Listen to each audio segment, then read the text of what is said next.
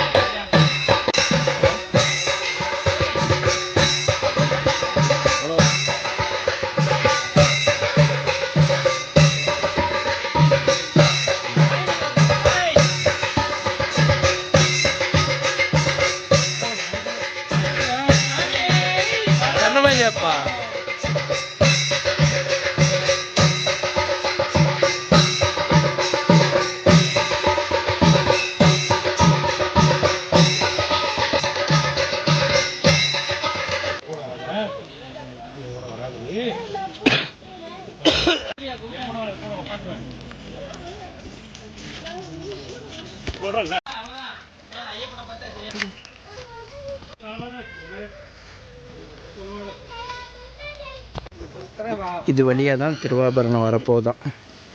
நம்மளாலே நடக்க முடியல. அவங்க எப்படி சாமி சொல்லலாம். அப்போ வேணும் சொல்லி என்கிட்ட வந்துடுது இல்லை.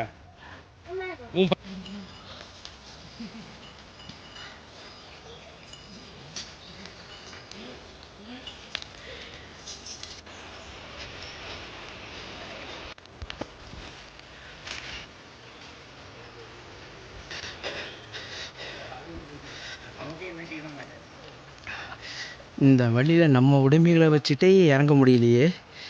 ஐயனோட உடைமை திருவாபரணத்தை வச்சுக்கிட்டு எப்பா, ஐயன் அருள் தான் முக்கியம் காரணம். ஐயன் அருள் தான் காரணம்.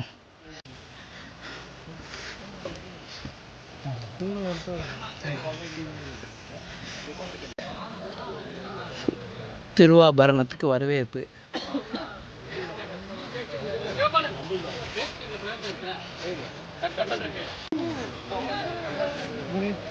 பம்பையாற்றில் நீராடி செய்த பாவங்களை போக்க வந்தோம் பம்பை.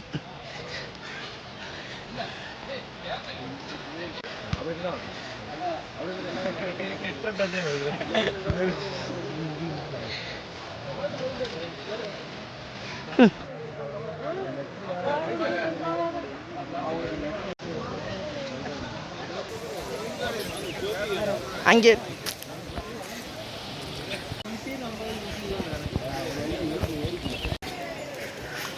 போகலாம் சார்.